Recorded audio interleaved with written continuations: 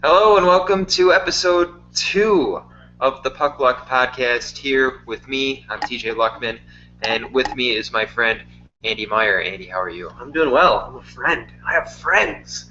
Yes. Take that, high school. Well, this just got really deep, so let's get into it. What do you want to talk about today? I think I know what we want to talk about, but I want to make it sound professional and ask you what we want to talk about. So let's kick it off real quick. I want to give a shout out to something that we're going to talk about for a while. But before we get into this, there needs to be a little context. Last week we talked about Black and Red Night. Got into a lot of good jersey talk. Talked about Phoenix and their throwback jerseys, how we wanted the Sabres to go throwback. I talked about how I thought maybe the Slug jersey would get a throwback down the line, because that's how things work. And then Ryan Wolf, who we talked about last week on the pod, at Wolf E, Wolf with an E, SCH, SHC, WOLFE, SHC is his Twitter handle. Started basically a petition/competition wherein Sabres fans can design a new third jersey. Because the team actually just announced last week, I believe it was, or maybe even earlier, I think it might actually have been yesterday or 2 days ago, this past week, that they're killing the third jersey. That was today. It was today they announced it? Yeah, Oh, okay. Ted Black announced it this morning on the radio. So previous to that last week, I don't know if this has any influence on the decision from the team. Probably not, but I mean, we'd like to think that it does. We'll say that it did just for fun. Ryan and Die by the Blade teamed up with Chris Ostrander, I think that's how you pronounce his name, from Two in the Box, as well as me and TJ and some other people. We were kicking around ideas about a new third jersey. Basically, there's a competition, a design competition, where you can design the newest third jersey. If you want a voice in the process, because all the fans hated the third burger, right? Would you disagree with that? I never met a single fan that liked it. I'm on record as saying that I don't mind it. Yeah. Which is not the same as saying I liked it. I liked the direction they were trying to go into, but I didn't like the jersey per se. Sure. So, which apparently is heresy. Yeah, a lot of people were against it. So there's a contest. We'll link to it after. I mean, you can go to my Twitter at AndrewTRW or TJ's at TJLuckman550. We've both been posting about it all week. Die by the Blade has a posting written by Andy Boron, who is also part of the process, about designing a jersey. You can win a New Era hat. You can have your voice heard, and honestly, it's a real grassroots movement, and it's something where we can show the team, that we want our voice to be heard, and that we really want, we want them to consider us, in this process. The Turk Burger was a terrible jersey on all accounts. No one liked it, and the team can really rectify that by listening to the fans and doing this. Which brings us to today's news, wherein they killed the Turk Burger. Do you want to talk about what Ted Black said on local radio this morning? Did you listen to the interview at all? I didn't listen to it. I was only following along through Twitter this morning, but Ted Black basically, a post from Aesthetics.co came out yesterday saying that the Sabres were going to be killing their third jersey. They'd just be going with straight home and aways next year. Ted Black came on the radio this morning to confirm that. He was also asked about any future plans for one, and he said not in the future due to fan jersey fatigue or something of that like, which I found laughable. But he said that we shouldn't expect one for a while, which was kind of disappointing to me. I think third jerseys are really fun. Yeah, I agree. But he did say that we should probably expect one for 2020 when the Sabres are celebrating their 50th anniversary. So that should be fun. No, I actually went back and listened. I kind of slammed it on Twitter a little bit, which is a thing I tend to do, like overreact and then slam things on Twitter. I actually went back. Backtrack. Yeah, and then backtrack. That's kind of become a common theme because I'm probably spineless. I went back and listened to the Ted Black interview on my way into work this morning. And basically, what Ted was saying was, or what Mr. Black was saying was, fans are burnt out by all these jerseys, which is a point that I think TJ and I both disagree with. But that the third jersey was a huge mistake. Duh, that's what everyone thinks, but it's still nice to hear the team own up to it instead of just sweep it under the rug. And he came out and said specifically that it was an oversight on his part to not include the fans in the process. Yeah, and honestly, focus groups is how he put it. yeah, and honestly, that'd be nice. And it'd be nice. It's nice to hear him say that. It's nice to hear them own up to the fact that they didn't design the jersey. Now, in regards to the 2020 comment, I just want to make a quick semantic note before we get too deep into this. He did say 2020 would be fitting. He didn't say we're not going to put one out until 2020. We'll come back to this, let you get your point out, but I just wanted to put out a quick semantic note in that regard before we go. That's fair. Throwing I apologize for saying otherwise. No. That it wouldn't happen until then. He gives really an air. The way I read it, because I didn't listen to it, you listened to it, but it really gives an air of we're just not going to have one until 2020 because he included the jersey fatigue comment, which I, again, disagree with. It's like we want a third jersey, we just want it to be something that looks good, something that the fans would like. I know is a crazy concept, but and it's funny when I first heard that they were going to do a yellow jersey 2 years ago, I was pumped because I've always wanted them to do like a yellow base jersey, and I thought that would be really cool. I know a lot of people think maybe that's too loud, but in my opinion, a third jersey has always been your chance to get away from the classic approach and kind of try something else, but not within reason. Yeah. Which the Turd Burger, if that's what we're going to christen it from now on. I know Ted Black called it that a few years ago, and that's just kind of stuck. We should probably just continue to call it that forever and ever. That's what it's going to be known as. But when it came out, when details started leaking out about it, it's like that sounds really crazy. I don't see an NHL team doing that. And then it came out, and then it was just like an NHL team actually did that. That's nuts. I mean, there have been bad third jerseys since the inception of the program. You have your LA Kings Burger King jersey. You have the Mighty Ducks Wild Wing, which is amazing through the in ice, its own right. And you had the St. Louis Blues Trumpets jersey that actually never saw the light of day.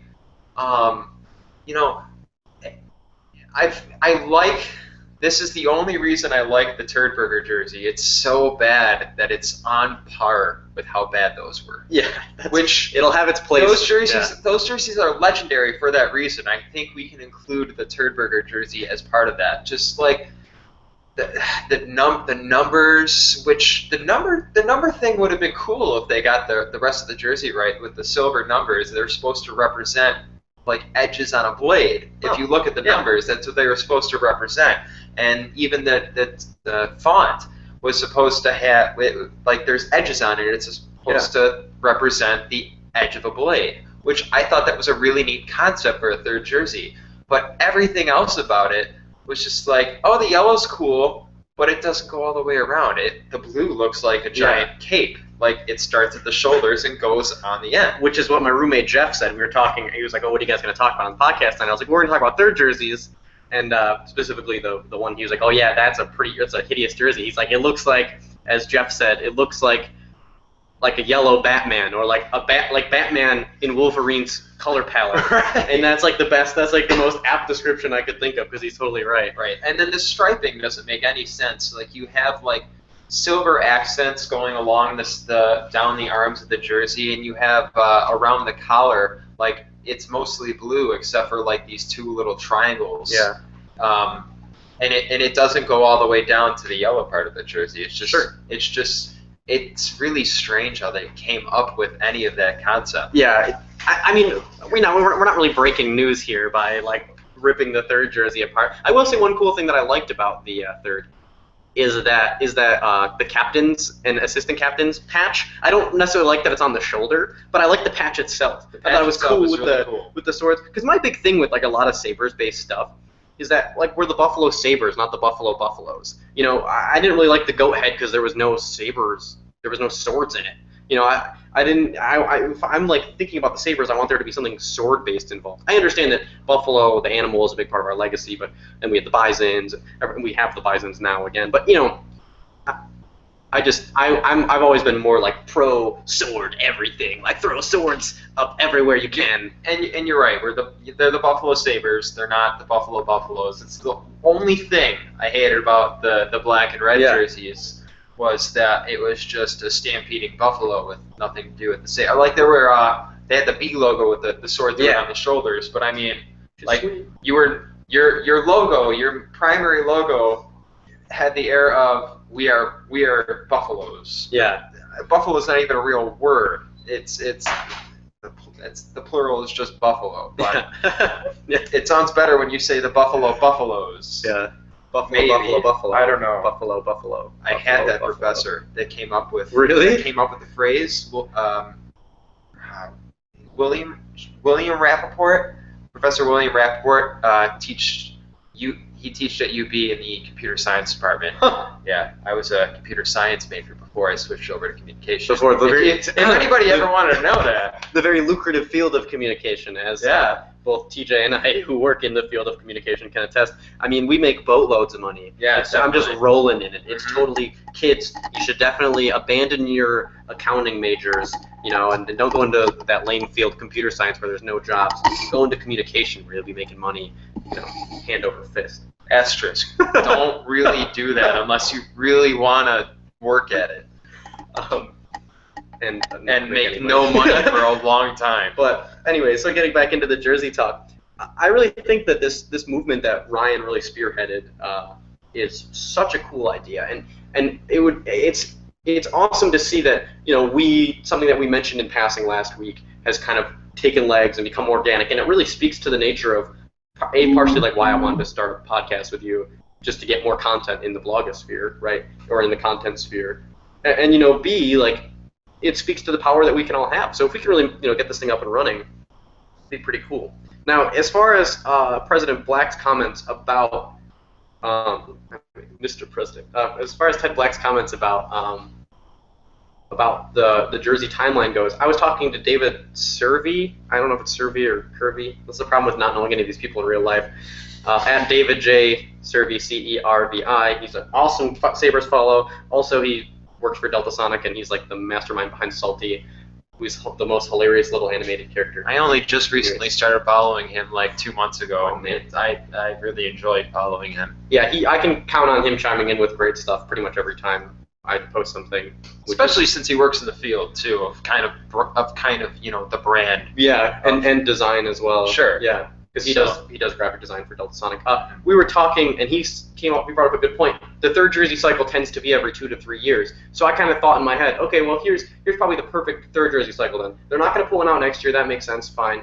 2017 would be a great year to have a new third. 2017, 2018 would be a good year to have a new third, and that gives fans just enough time to kind of salivate and be ready for 2020. Right. Because then you have that, and then you have another year of no third jersey, because you'd have 2017, 2018, and then nothing 2019, and then 2020. Exactly. Which is what Ted Black was talking about. And they don't have to blow it up. They don't have to go over the top with the next jersey. Then they could do something like what people are one of the most popular designs we've seen, which is basically the Erie Otters third jersey with the Sabres logo on it and the appropriate colors. Right. Which would be gorgeous. I mean, all the designs we've seen mocked up. Leah V mocked it up. Nick Damiano mocked one up. I can't remember. Chris Heisey. Chris Heisey, yeah, he mocked one up, and they all look great. Chris had a really good one that kind of looked like a cross between like a Montreal Canadiens jersey, because it had the stripe down the middle, but it doesn't go on the back. Yeah, I thought that was really neat and interesting. Yeah, and then I know Zach Travis from NHL Prospects, NHL Prospects. I think Zachary M. Travis with a CH. So Zach. He posted a pretty cool jersey design. I'm not too hot on it was like kind of grayscale, and I'm not super hot on that, but I thought the striping was really, really cool on it. So I will link to all this stuff. Are you talking about not the grayscale, but the off-white? Yeah, the off-white, yeah. I'm not good with colors. That's okay. Yeah.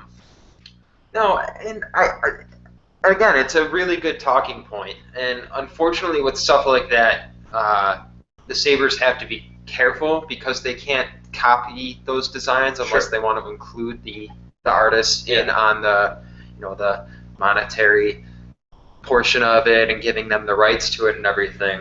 There's been some trouble of that in the past as the internet has grown and grown, and teams just happen to find designs on the internet, and all of a sudden they're in the light of day, and then all of a sudden they're sued. Now, this doesn't really happen to NHL teams, but really the lower level league teams. But you have to be careful of stuff like that. So I mean, these guys also have to be careful too. It works both ways, um, because you know it's a dog eat dog world out there sometimes. Yeah, no, I mean you're right, and that brings up a whole bunch of like legal concerns and obviously outside of just legal concerns, creative property and all that type of thing. And the problem, maybe the one flaw with this design contest idea is that the Sabres aren't going to go, oh hey, I like that design, we're going to use it. Right. They're going to. It's the Sabres. They're a brand. They're a product. They have to do extensive research. They're going to have to do. It's going to be a long process. But the cool part that isn't a flaw is that it's designed to show the team, hey, we hated the last thing you put out. We're the money. Right. I mean, Google is the money. But we're the market. We're the customer base. Listen to us. Listen to what we have to say. And honestly, it's been it was interesting to see that the team announced that they're killing. They're killing it. Like it's that thing. They're putting a sword through it. Yeah. A saber. A buffalo. No, wait, no. So really, if they didn't change back, would people think that a saber was just a stampeding buffalo? Would that be a thing? Dude, honestly, when I was a kid, and because I didn't really watch a ton of Sabres hockey pre-Red and Black era, I really wasn't into sports at all when I was a kid. I didn't get into the Bills until middle school, high school. So my Sabres knowledge really doesn't date that far back. Despite the fact that I know everything. You know everything. Yeah. So when I was a kid, I didn't know the saber was a sword. I was also a dumb kid. I was gonna say, as a kid, you generally have to. As a kid, you see images and you relate that image to what you think it is. So when you say, "Oh, the Buffalo Sabres," their logo is that's a saber. Yeah. Right. I just thought it was an arbitrary word. Then you get older, and it's just like, oh no, that's a stampeding buffalo. Or if you look at it another way, it looks like a goat head. Yeah. Which I see that one a lot. I actually thought it looked like a goat head up until I was 15 or 16, and then I looked at it and it's like, oh no, that's a buffalo kind of running off to the right. It looks like it's gonna stampede, but it's not. So yes, what's not even in Sabres jersey history? What's your favorite third jersey any team has ever put? Not jersey set. Just a third jersey that any team's ever put out. See, that's a great question. I think the Avs jersey that says Avalanche down it, right, which is their third jersey now. Colorado. Yeah, it's Colorado. Yeah, the blue one. Yeah, that jersey is sweet. That's one of my favorite jerseys, probably in the league. My roommate Brian loves it. Let's see what. So right now, that's your favorite third jersey in the league. Yeah. What about of all time? It's a good question. I've literally never thought about it. Yeah, dude, I'm obsessed with jersey stuff. I used to look at in college when I'd be in class and screwing around and totally paying attention. I just look at old jersey designs, third jersey designs, and I thought they were really neat. What about you? What's your my favorite one at this moment in time would probably have to be, oh boy, what the Penguins run right now is glorious. The one with it's a throwback to their old ones that they used to wear in '92, with that real yellow, not that cheap Vegas gold crap that I can't stand. No, actual yellow. When you think of a penguin, you kind of think black, white, and yellow. Even in real life, you're they're black and white, and then they have the yellow beak. Right? Yeah. Maybe some of them do, some of them don't. But any drawing of a penguin you've ever seen, it's it's a penguin, it's black and white, yellow. That makes so much sense. So I think that's really cool, and they got the gold numbers and the black helmets. Or the Kings also have a throwback jersey. It's a yellow jersey with a purple. It's purple, not foreign blue like they keep trying to tell you. Purple stripe, yellow helmets, purple pants. Oh, they're just. So it's kind of like the Lakers of hockey. Yeah. If you want to it that way. Favorite third jersey of all time. I like the weird ones. The the Boston Bruins yellow jersey with the bear on the front. That's one of my favorite third jerseys of all time. That's a ridiculous jersey. It's so ridiculous, but I think it's good. It's what you want a third. You want it. You don't want it to be too close to what you have, but you want to be recognized as the team that you are. I mean, I think black and yellow. I think the Bruins. Yeah. Obviously. Well, it's not that obvious. Obvious is such a bad term to use on radio, by the way, or talking to anybody, because sometimes it's not obvious at all, and I can't stand it, but I do it all the time. No, but if we think it, it's obvious. Right. Like, that applies to everyone else. You're right, you're right. We know. We're talking about obvious things here. Dude, also the Predators jersey with the mustard yellow? Yeah. Didn't like that. Oh, dude, that Didn't like jersey is that so ugly. You can't not love it. My dad had that jersey, and he used to wear it when we would have we go to skate around or do whatever. I remember looking at it and being like, he looks so ridiculous right now. That's an awesome jersey. Also, a jersey that gets a lot of flack that I really like is the Bolts jersey that says Bolts across it. I like the blue one. I don't like the new black one. Yeah, the blue one. I like the blue. The black one really stinks. The blue. The black one looks like a partially done LA Kings black jersey. That's what I think of the new one.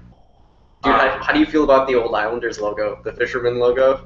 That looks like Sam Fischler. I forgot about that one. That was one of my favorites.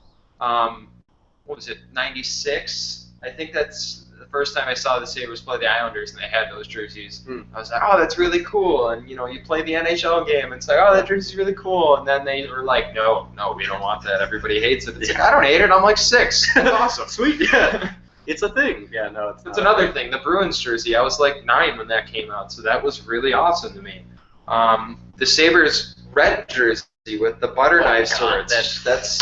I guess the players actually really didn't like that. Really? Oh man, that jersey blew the door off for me. I had one of those. I didn't Finnegan off one of those. You had a Finnegan off? Oh man, I lived in that jersey. I only have. I'm embarrassed and ashamed to admit that I only have one black and red era. Jersey, because I was too young to buy it by same myself. Actually, yeah. So my dad got me when I was like 12 a white Miroslav Shatan jersey. Ooh. Miroslav Shatan is by far one of my favorite Sabres, by the way. I don't care who knows that. Yeah, I don't blame you. How can you not? He's a boss. Yeah, well, I met him in an airport when I was young. Like when he first got traded here, like before. He was on his way to Florida. I was going to Florida with my mom because my dad worked in Florida at the time. And he was in the airport. He'd just gotten traded to the Sabres. And I guess this was before chartered flights or something because he was just hanging out, going on a commercial flight to Florida. Like, that sounds ridiculous, but we're talking about 1997 here. So, I mean, maybe they didn't charter flights back then for the NHL. Who knows? They could. I mean, you never know. The NHL has so many wacky stories. Was he nice? Was he a cool guy? As far as I remember from 7 years old, sure.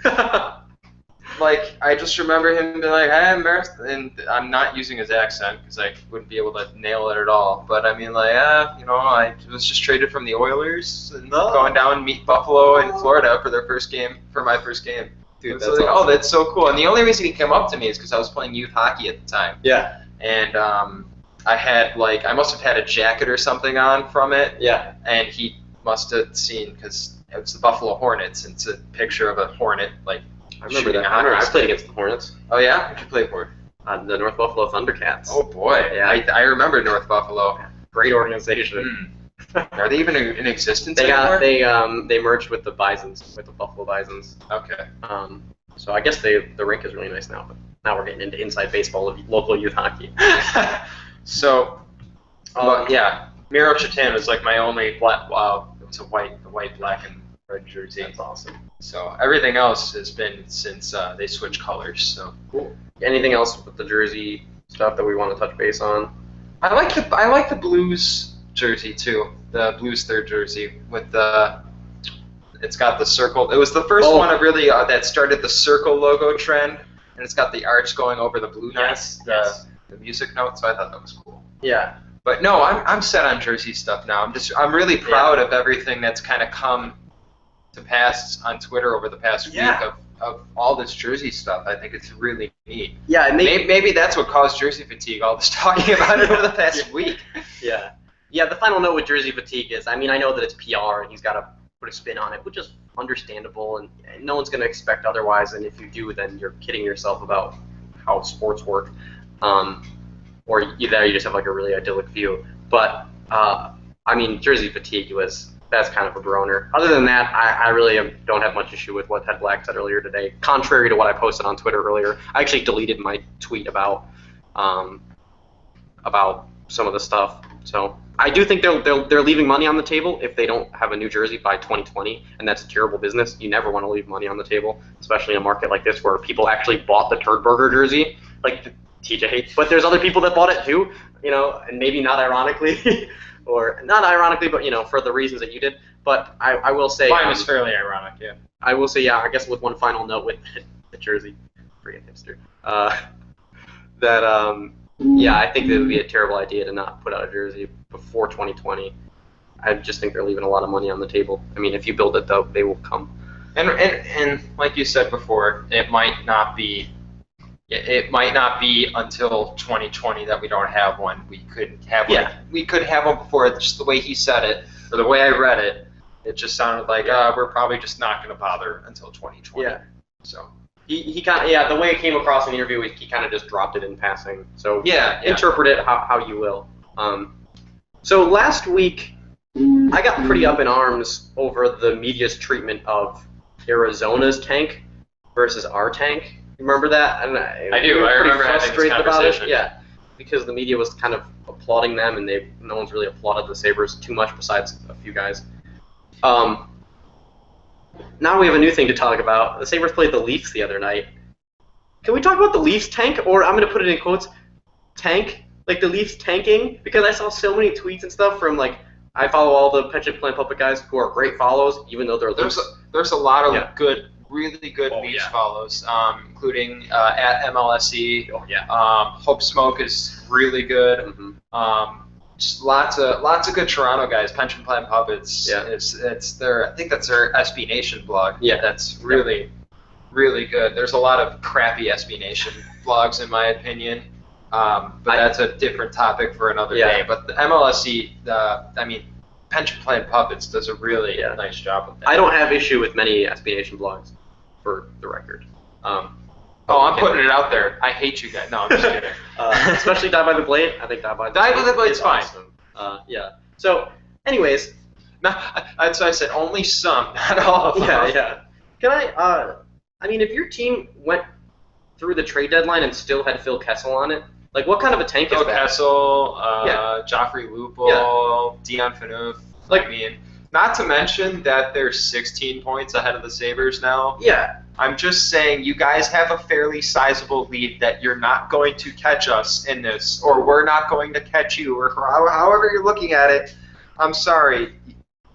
You're hoping on the lottery at this point. Yeah. Which is understandable. Which is hilarious because the entire time, in Toronto, for the entire year, they're just we got to go for the playoffs, Yeah. And at some point, they hit, a breaking point where just no, we gotta tank now. It's just guys, you're about a year and a half late to this party. I know. I don't know. Teams have recognized long ago that it's going to take a process to get into this. Right. You're not in it, man. There's a party happening with Arizona and the Sabres and Edmonton's there. And Carolina's kind of been hanging out here and there. And Columbus pops in every now and then. They're kind of which is funny because none of the I'm not worried about Carolina anymore. No, Columbus is 60 points. Yeah. Carolina is 58 points. But we're looking at Edmonton, who by the way shocked the world tonight. We're down 4-0 to the Penguins, and then came back and tied it at 4 and lost anyway. How'd you find out about that? I signed up for a texting service through a radio station. I'm not gonna name names, but it's a really awesome texting service that keeps me updated and informed on these things. Huh. And I know a lot of people are very against it for whatever reason. I think it's enjoyable and fun. Yeah. But it's fun to keep up with those two teams, and I can't be on my phone all freaking day on the internet. So instead, I just get texts hey, by the way, these teams won tonight, or they lost. Yeah. That's really cool that they're specific to those two teams. With some humor sprinkled in, right? Of course. Yeah. Very humorous. As I'm sure you picked up by now, we really can't stand humor around here. It's not. Humor's the worst. Oh, God. Humor and sarcasm, man, those are the two things I have no use for. And hyperbole.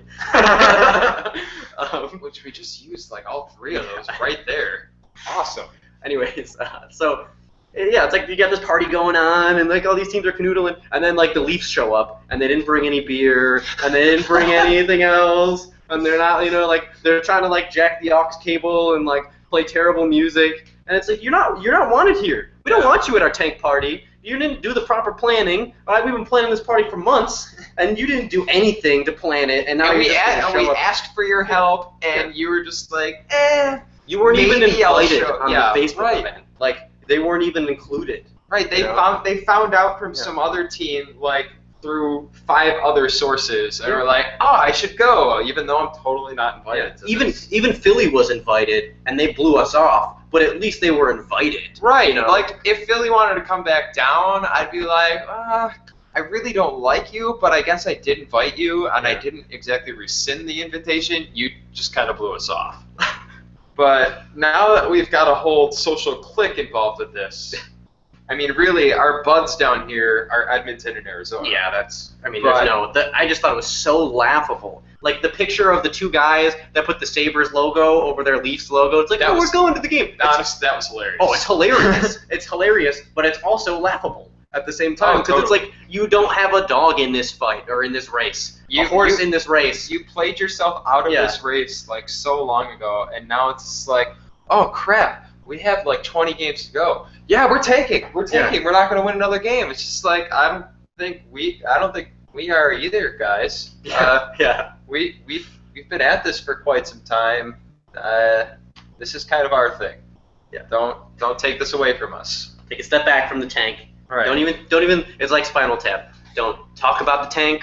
Don't touch the tank. Don't even think about the tank. Don't even think about it. Oh, so it's like Fight Club too. Yeah. The first rule of the tank is Don't you talk about the tank. Except for in Buffalo, that's not even a little bit true. No. Because everyone would have broken the rules of Fight Club by now. Well, Specifically us. Twitter has broken down over the tank, so I know, it's like- pretty amazing. It's amazing, it's funny, and then it's just kind of sad sometimes. Yeah, it wears on you. But so I just thought that was pretty funny that the Leafs kind of think that they're in this tanking business, and honestly, I mean, I will be very surprised if the Leafs win the lottery. Specifically, I mean, I know there's a lot of ideas kicking around like, The lottery is kind of a crapshoot. yeah, that's very true. That's pretty much the definition of a lottery, isn't it? Yeah, Or but gambling. so that's what you'd think the lottery would be, if it were a lottery. But then you can get into the conspiracy Hold on. theory. Do you side have of any things. aluminum foil Yeah. around here? Yeah, we're in my Let me put kitchen, so I'm sure you can find some. Now I'm not saying that I subscribe to this theory because I'd like to think that it's a true lottery and that if it were, Edmonton probably wouldn't have gotten the Nail Yakupov pick when they did. But anyways, I'd like to think that it's a true lottery. Oh, don't. Okay. But if it first thing isn't- we're gonna disagree about. But if it isn't, Do you don't think- really have doubts? no, I'm saying I don't. But I'm just kind of playing devil's advocate here, thinking. I mean, I've seen I posts. don't know. I've seen tweets. You sound like a doubtful person here. I don't know. I mean, I'm really questioning if your- you want me to believe that it's a conspiracy theory, I don't can want believe you it. to and we can believe debate it. I don't this. want you to believe it at all. Like, I'd love to be able to debate that, but I don't want to believe that of you. That you're a conspiracy theorist. I mean, I'm not a conspiracy theorist, but I am a skeptic. Whoa. But no, I'm not skeptical of the lottery. I don't think it's. I mean, it would be sweet if they broadcast. It'd be awesome if they just broadcast it. It's done in front of a very highly respected accounting firm, Ernst & Young. All right. Who pays? Like that should end it right there. Who's paying the firm? Here we go. no, but they could Talking just about a company that audits companies. we could. Yeah, that's true. We could. I mean, they could dispel all myths and just do it in front of a camera. I don't think. But even if it were rigged, again, I'm not saying this. Even if it were, I still don't think the Leafs come out on top in that instance. Because the percentages are just. Yeah. I mean. But also, on MVSW, America vs. Wyshynski podcast, which is a podcast I love to listen to. I know Puck Daddy catches a lot of flack on Twitter, probably understandably so. I mean, I don't really read the blog too much anymore. I mostly listen to the podcast. Jeff Merrick is awesome. I like Jeff Merrick a lot. He says, and this is so true, you're not creating any fans by putting Connor McDavid in Toronto. And that's 100. And you're probably not creating a ton of fans in Buffalo either, but you're creating more, and there's more of an opportunity. You're creating hope. Yeah, that's true. and you're honestly you're creating the potential for a really, really loyal market to get even more loyal. Whereas in Toronto, you've kind of hit a ceiling of loyalty and creation. I mean, it's the epicenter to the point where they're talking about whether or not they could sustain a second team. That's something that's been talked about. We don't need to debate the merits of that today.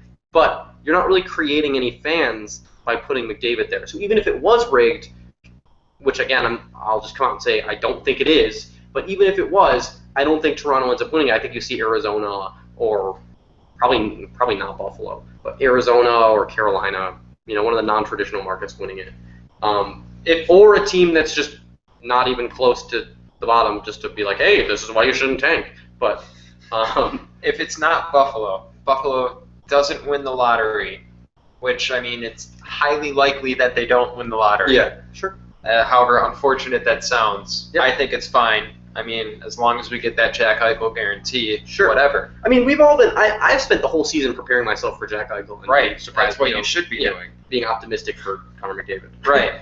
So, if there was one team that you had to pick to win that lottery, and it's not the Sabres, who's the team that you'd most like to see Connor McDavid go to? I mean, I have your choices right here. In the West, as of today, you have LA, San Jose, Dallas, Colorado, Arizona, and Edmonton. And then in the East, you have Florida, Ottawa, Philadelphia, New Jersey, Columbus, Toronto, and Carolina. Jesus. Okay, in the West, it would be sweet if you went to Colorado. I think if you saw Connor McDavid, Nate McKinnon for years to come, that'd be unreal. Couple that with really fun to Gabe Landeskog, who could be like Jonathan Tavesy in his role. I'm not gonna do a comparable where he's Jonathan Taves because I did that once and Collar ripped me a new one. He didn't rip me a new one, but he just kind of laughed at us. He's a nerd, so it's okay. You said it. Your words, not mine. We all call him a nerd at this point. It's a thing. Anyways, it's really a thing. So he, I think, but with Landeskog in that quiet role of does everything right, whatever. I think that's a powerhouse team for years to come. That's probably one of my least favorite hockey phrases in the world. Is does everything right. Oh yeah. Oh, it's the worst. I mean, it's like what's right, what's wrong. Like, well, there are right and wrong things in hockey. I know. We both played the game, my friend. There's not one right way. I'm not saying one wrong way. I hate the phrase. It just makes it seem like the only good players are the players that just work. Like Ted Nolan always called Torrey Mitchell as a guy that plays the right way. I think Tim Murray even said when he traded Torrey Mitchell for Jack Nevins that he plays the game the right way. It's just like, what do you mean he doesn't have any points? He should score. That's correct. That's right. So there is a right way then. There is a right way. Have some sort of offensive value, and that's correct. That's right. Which is something that Gabe Landeskog brings to the table. I think you can double check that, but I think he's a forward, right? He plays offense. He's a forward. He plays offense. I'm just being snarky. Just saying. No, I know. No, you're right. You're right. It is. I do. It's one of the most. Sometimes I do fall. Sometimes I do fall into these cliches where I trot. It's like Ovechkin's a big player like that, where they say, "Oh, he doesn't play the game the right way." It's like he scores like 50 goals a year. I don't think there's anything wrong with that. Works for me, yeah. Or like Jeff Carter. Well, he was at minus 35 last year. It's like, he scored 50 goals. I don't know what to tell you. Or like Jeff Carter lights it up but doesn't really get any assists, and it's like. That's always such an interesting phenomenon to me. Yeah. Like, he's a great shooter guy, scoring players. Just like it's not that he doesn't pass the puck. It's just like he's just not that type of player. But he scores a lot of goals, so he still adds value. So he does what he's supposed to do. Anyways, right. So I think Colorado would be a really interesting landing point. I think they'd be an interesting Landeskog. They had a 1% chance of making the playoffs last I saw.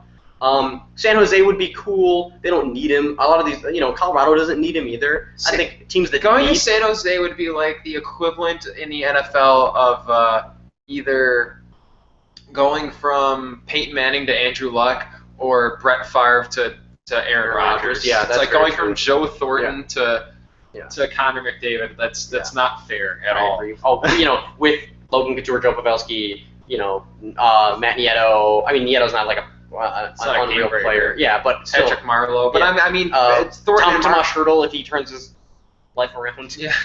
But Joe Thornton and Patrick Marleau, they're on their way out. Yeah. I mean, they're older players. Just the thought of McDavid replacing them is just boggling my mind right now. Yeah. LA has a chance to win the lottery. I think. I don't think these- LA is not in the playoffs though. Just for the record, I'm gonna go on. Like, there's no team can turn it on like LA can. Yeah, that's true. And I don't see LA not But in the no playoffs goalie this year. can go as cold as Jonathan Quick when he goes cold. Yeah, but what about when he's hot? That's true. He's really hot. Yeah, He's like the most. Quick is so weird in that, like, when he's hot, he's hot. When he's not. But you look at his stats and you see an average goalie. Yeah. Does that make sense? Sure. Like, he can be really, really, really good. Or for like a stretch of 2 months this year, he was really, really, really not good. Yeah. And below average. So it's like, I don't know. No, that's a good point. I'm looking up his career stats right now to make sure. Career stats, I'll say he does have like 2 really good years. Yeah. But other than that, he's been like league average save percentage.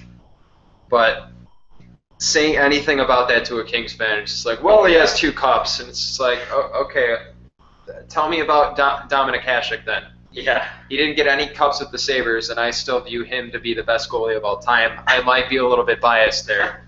Yeah, that's true. But, yeah, he's about a .91 save percentage guy, averaged out over time. Yeah. .90. You're right. It's not anything. And league average, not your soccer. league average typically since Quick's been in the league is like a .9.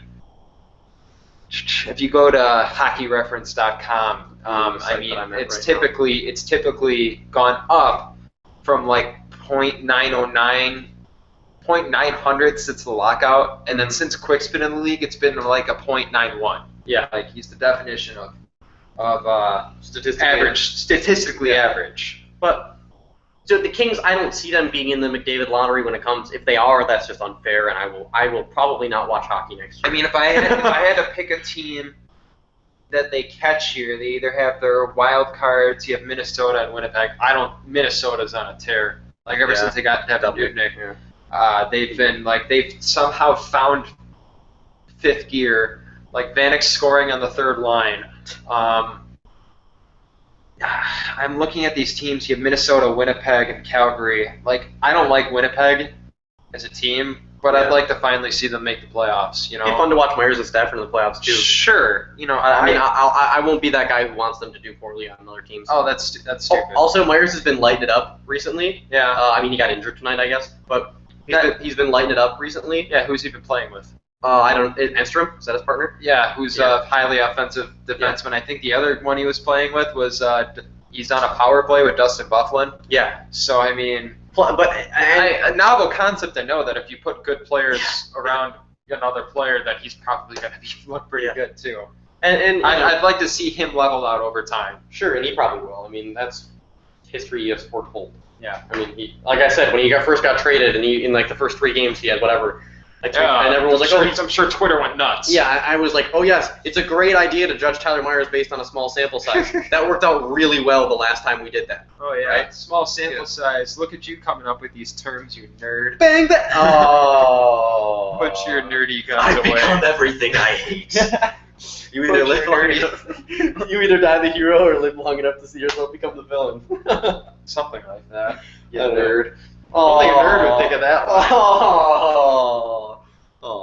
If I had to pick a team that's going to drop out of this race here, you have your 2 wild cards between Minnesota and Winnipeg, and then you have the Los Angeles Kings division foes in Calgary, Vancouver, and Anaheim. Anaheim can't be caught. Mm-hmm. But Vancouver has 80 points and Calgary has 79 points. The Kings have 77 points. I think they catch.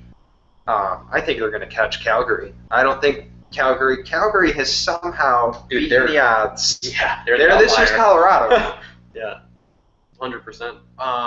But they're getting slightly better than average goaltending from Jonas Hiller. That was a nice signing for them. Who's been pretty much an average goaltender since he took over the starting job in Anaheim after J.S. Jaguar had to shrink his goalie equipment, and then he's become irrelevant.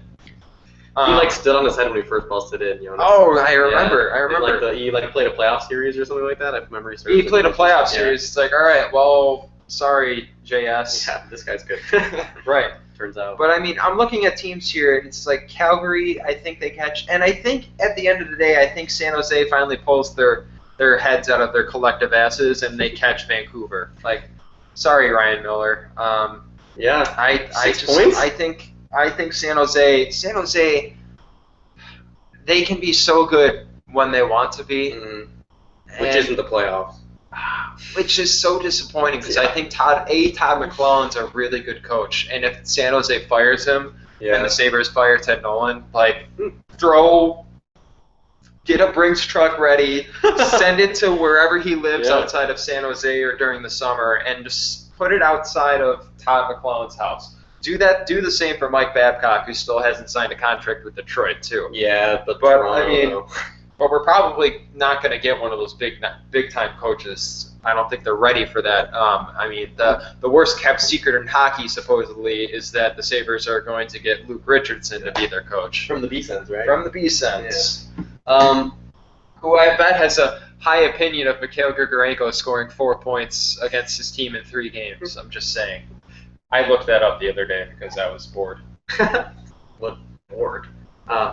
You look up hockey stuff when you're bored? Yeah. Yeah, me too. So who's your McDavid West team then?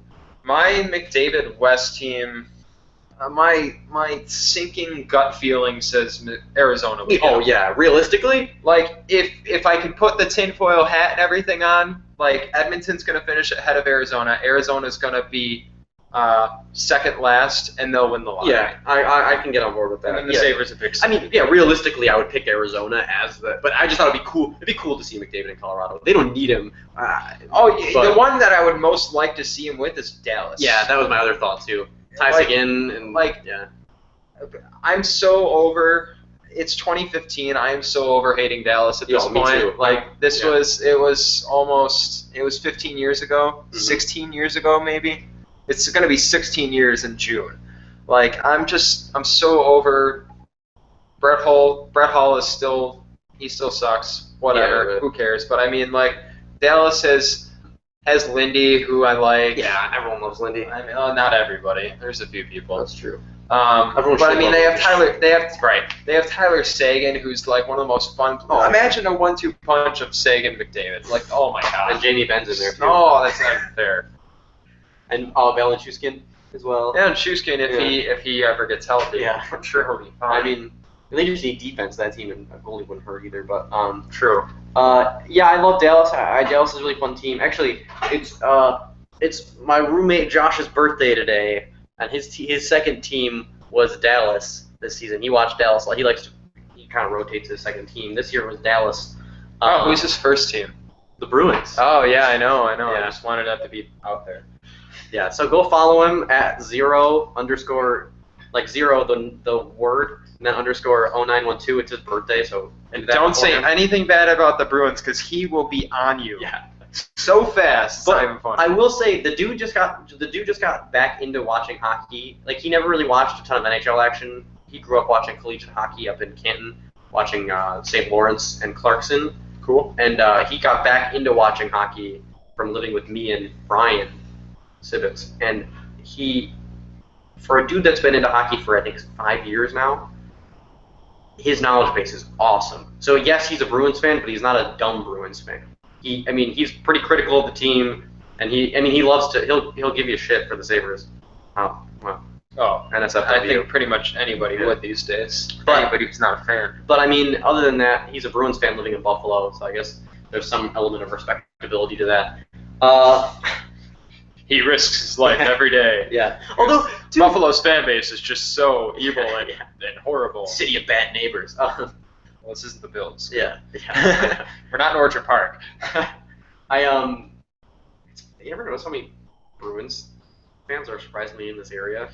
One of my good friends, Brian, is a Bruins fan, and we don't. He's a Bruins fan and a Cowboys fan. What? And he's lived in Buffalo all his life. This area, it makes no sense. So that's, yeah. But no, you're right. There's a lot of Bruins fans in this area, surprisingly. A lot of Red Sox fans in this area too. Yeah. And I'm not. That's about as far as I'm gonna go with it. Because whenever I state how confused I am about that, like I just get so much crap for it. So there's no point in explaining myself. I just don't. So that's the West, right? That would be McDavid. Probably gonna go to Arizona, maybe Edmonton, but probably not. It'd be fun if he ended up in Dallas or Colorado. It'd be fun if he ends up anywhere. Any team you could be like, yeah, it'd be fun if he was on that team. Because it'd be fun if Sidney Crosby was on any team. It'd be fun if getting Malkin was on any team. It'd be fun if Pat.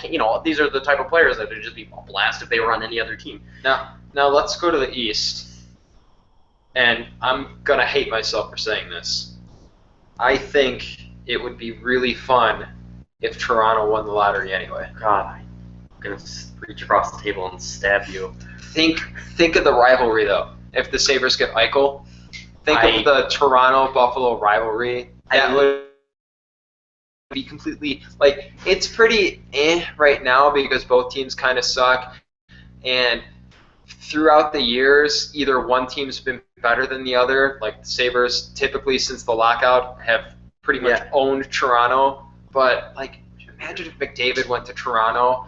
The storyline would always be McDavid versus Eichel. Yeah. That would always be a thing. I see. I hadn't even thought about that. Oh, because God. Here's why, though. Here's why. Because I can't even stomach the thought. I've been legitimately blocking it out of my brain, the idea that Connor McDavid would go to the Toronto Maple Leafs or that Jack Eichel would go to the Toronto Maple Leafs. Because that'd be pretty lol-worthy, too. It probably wouldn't happen because, they're not going to finish last. But whatever. I just can't stomach the thought. I can't fathom it. I really can't stand the Leafs. Everyone can't stand the Leafs. I agree. We all can't stand the Leafs. Nope. They have some nice bloggers on Twitter. Man, You know who else has some nice bloggers on Twitter? who's that? The Bruins. The Days of Your Guys. Oh, really? They're fantastic. Huh? Because they catch some heat for. But I don't know. Again, everyone catches heat on Twitter, so I guess maybe I was gonna say you trip up and you say one thing on Twitter that it isn't remotely anything that you'd normally say. Yeah. And it's just people are just dude, it's gonna be a glorious day. Your mentions just pop you got 18 notifications about 5 of them are favorites, 2 of them are hate retweets.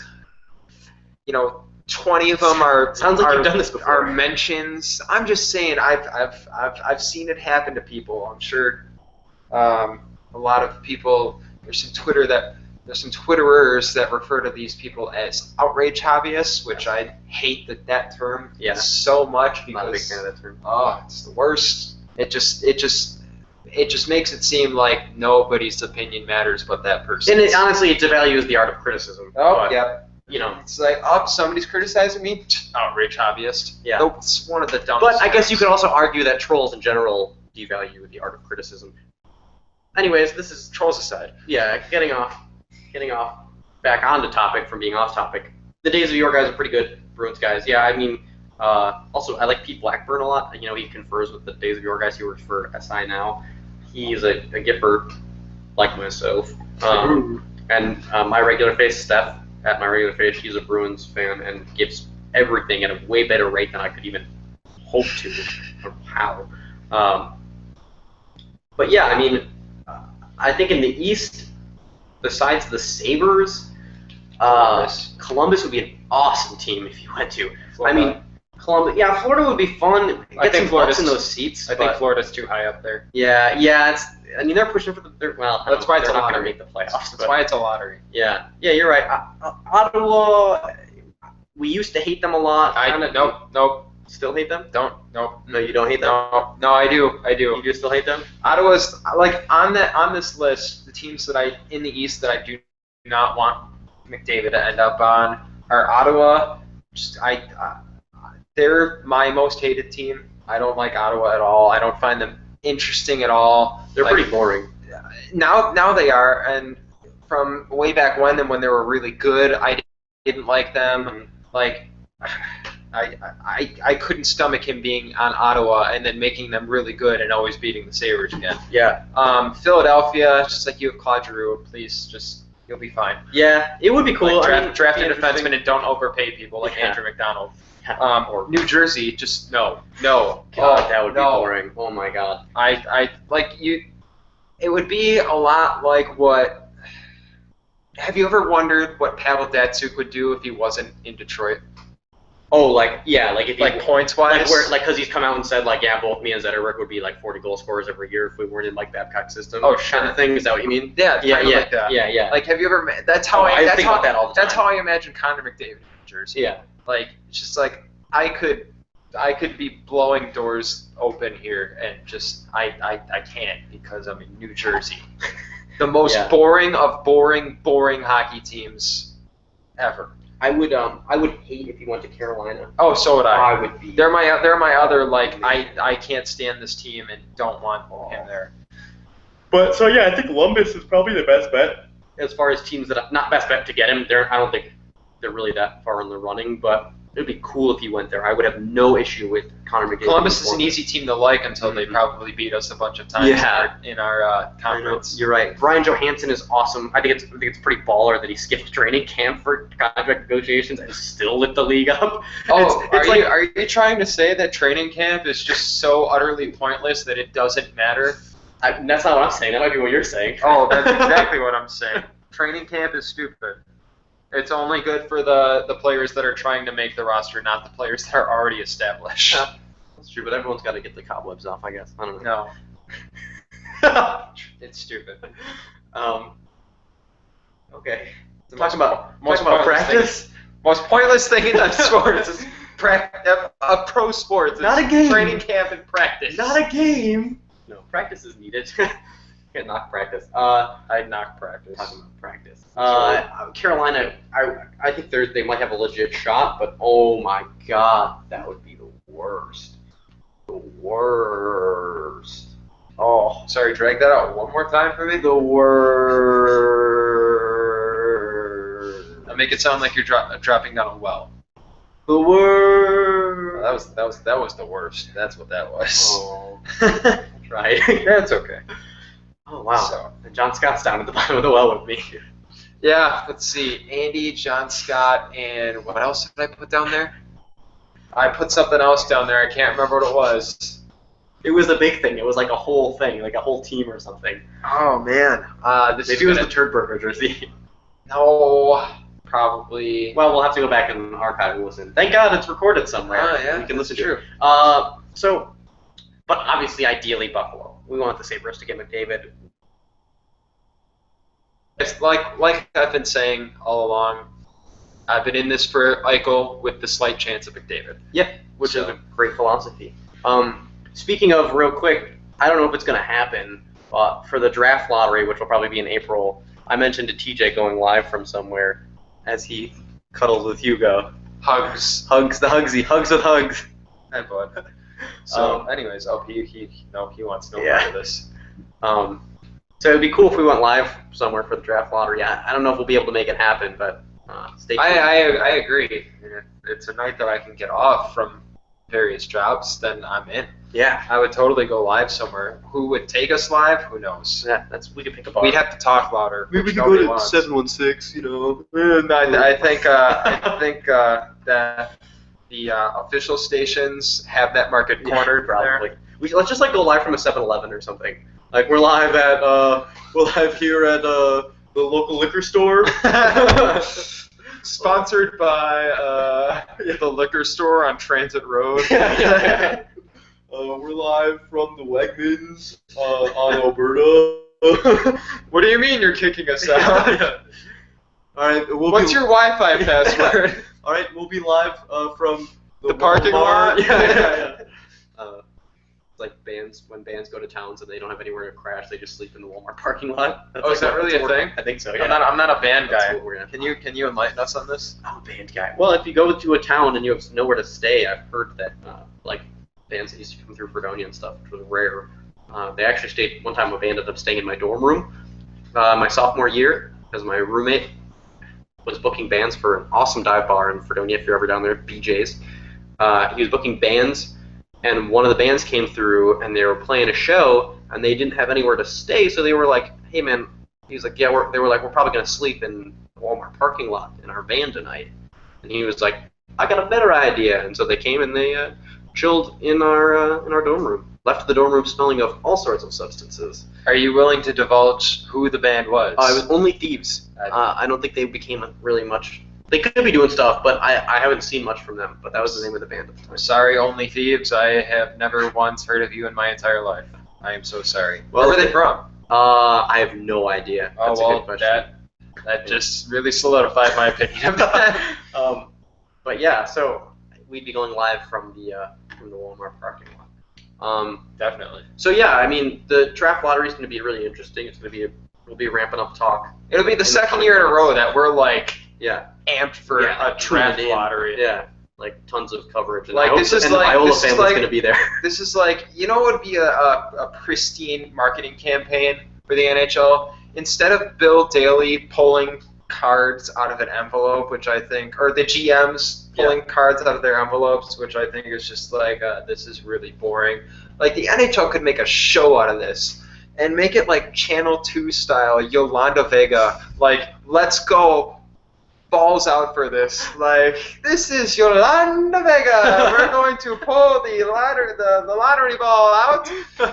like The teams from 14 to 10 are Columbus. There's some it would be a show, and it would be great. But the draft lottery is probably a half hour of the most boring television I've ever watched, because you're only there for one reason. Yeah, just wait. There's no reason for there to be a television program for it.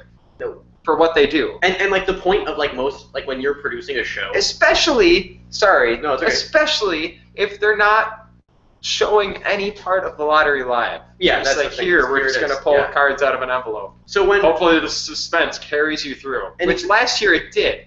Like, if you're a team like Buffalo and you're at the bottom of the well, there we go. I threw them at the bottom of the well. I lost my train of thought. I'm so heated about this now. If you're a team like Buffalo, and you're a fan of a team like Buffalo, you were like so amped about the draft lottery last year, which is insane to me. Yeah. Like, I've never been that amped for something so boring before. Same. And on top of that, like you said, the suspense. And then they lost, and it was like, the suspense because it's Buffalo. The suspense hopefully carries you through, and that's gold for television, because you have to wait. You just have to wait, and the whole point is like that's why they have teasers and newscasts and stuff, is to get you to tune in after the break, keep watching, stay with us, keep the ratings, hold it in, hold it, lock in with us, stay with us, and then there's 2 minutes left. They reveal who the last pick is, and the show's over. Right, and you were there the whole time. Man, somebody's working TV for quite too much time. Stay with us. I bet that goes in your mind when you're trying to sleep. It's just like, stay with us. There might be something that happens when you go to sleep. Stay with us. Yeah. 5 a.m. comes. I should go to sleep. So now that I've ripped my brain apart, I really, it's television gold, or television. It's so easy from a television standpoint. But anyways, yeah, I mean, it'll be so interesting to see where the team, what they do with the draft lottery this year. And man, I really hope the Viola family is there from the Florida Panthers. Do you remember that guy last year with the beard? He was like your Uncle Johnny or something. You were like, whatever, your Uncle Tony or whatever. Like, yeah. Everybody's just like, who is this guy? Yeah. I was like, this guy looks pretty chill. Yeah.